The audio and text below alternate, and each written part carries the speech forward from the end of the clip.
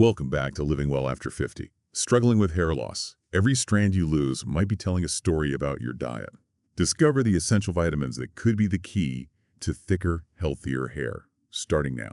And don't forget to sign up for our free newsletter for even more tips and insights on living your best life after 50. You know, it's something we hear about a lot from our listeners. It's completely understandable. Our hair is a big part of how we feel about ourselves. And while some thinning is natural as we age, wouldn't it be great if there were things we could do to keep our hair as healthy and strong as possible? Today, we're going to deep dive into the connection between our diet and hair health. It's amazing how much of an impact the right vitamins and minerals can make. It's true. Hair loss can be a sign that something's out of balance in the body.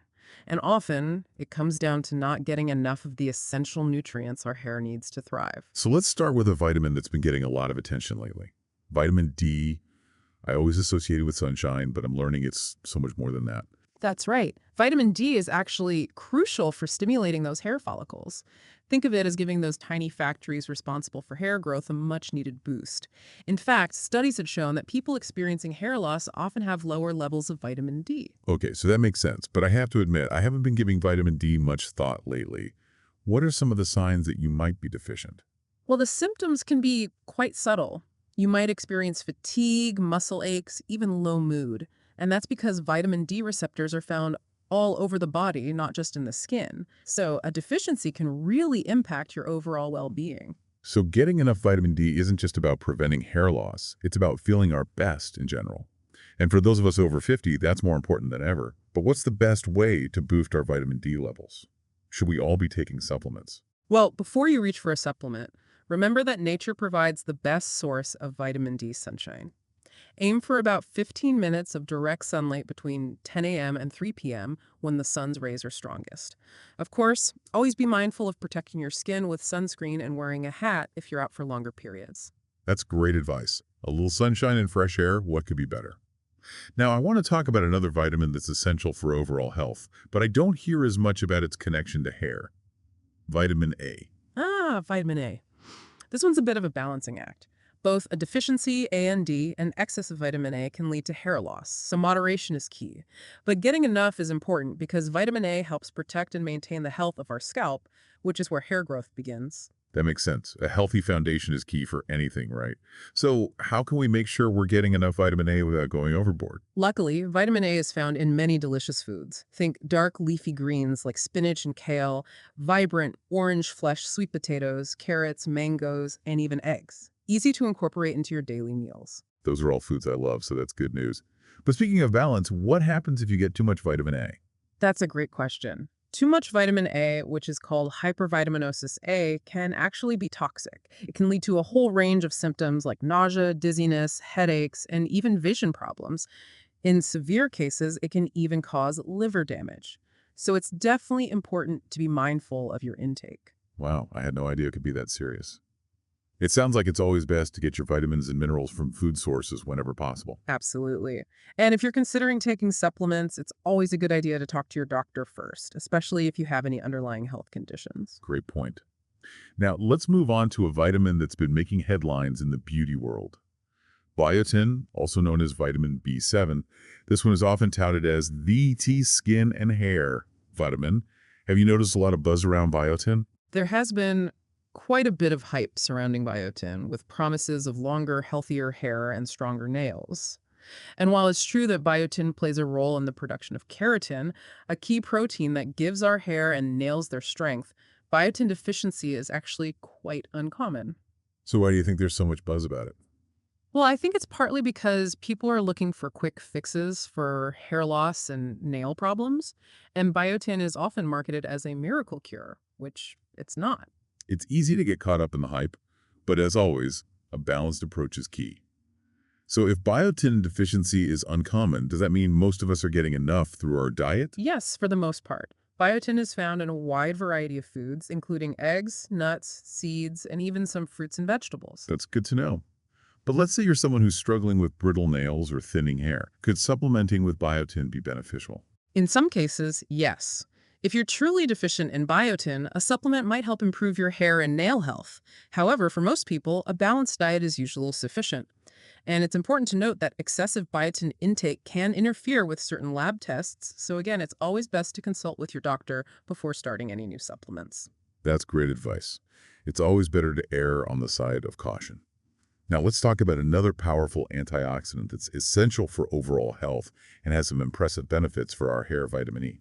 Vitamin E is a real multitasker. It helps protect our cells from damage caused by free radicals, which are unstable molecules that can contribute to aging and various health problems. And when it comes to hair health, vitamin E is particularly important for maintaining a healthy scalp. We were talking about the importance of a healthy scalp earlier, so this makes sense. Is there anything else about vitamin E that's particularly relevant for those of us over 50? Well, in addition to its antioxidant properties, vitamin E has also been shown to improve blood circulation, which is crucial for delivering nutrients to the hair follicles.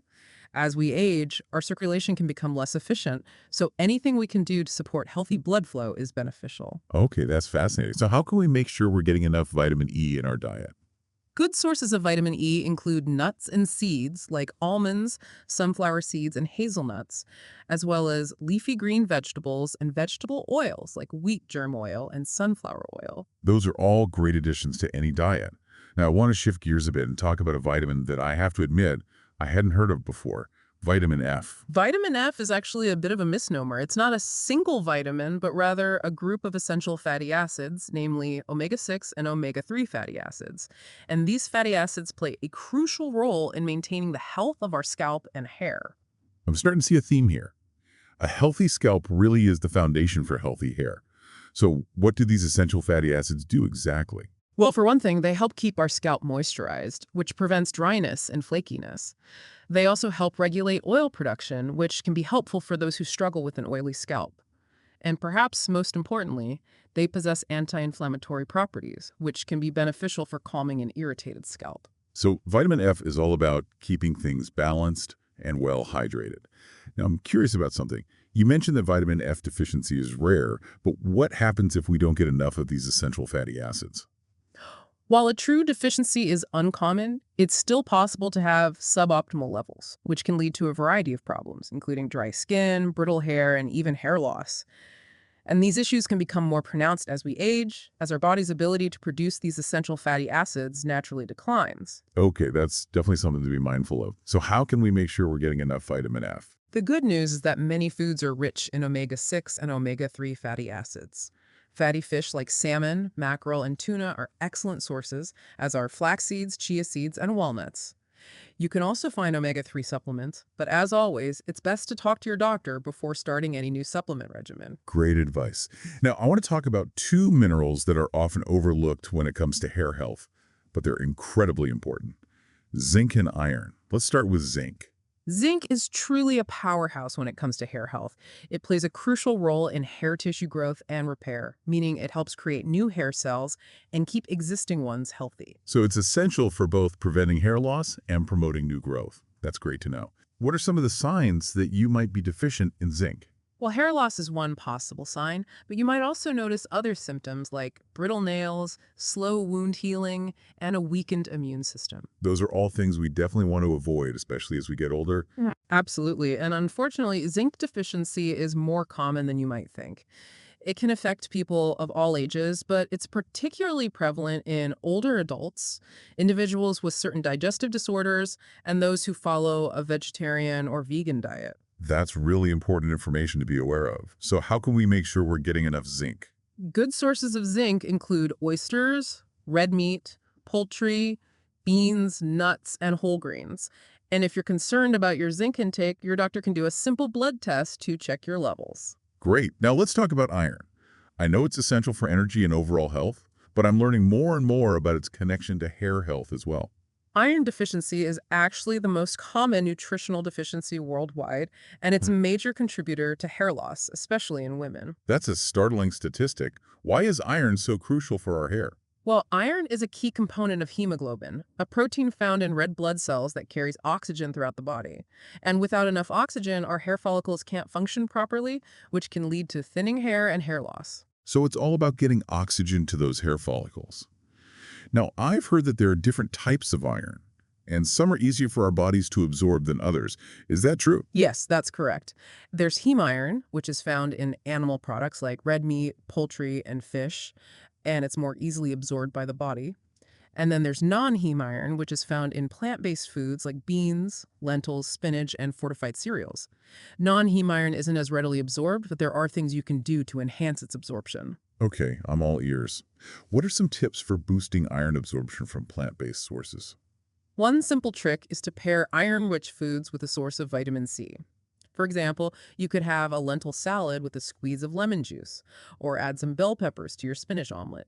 Vitamin C helps convert non-heme iron into a form that's more easily absorbed. That's a great tip. I'm always looking for ways to maximize the nutrition I'm getting from my food. Are there any other factors that can affect iron absorption? Yes, several things can actually hinder iron absorption, like drinking tea or coffee with meals, consuming high amounts of calcium at the same time as iron-rich foods, and certain medications. So it's important to be mindful of these factors. Wow, there's so much to consider when it comes to iron absorption. It sounds like it's really important to talk to your doctor if you're concerned about iron deficiency or if you're experiencing hair loss. Absolutely. Iron deficiency can have a significant impact on your overall health and well-being, so it's not something to ignore. That's such important advice, especially for those of us over 50.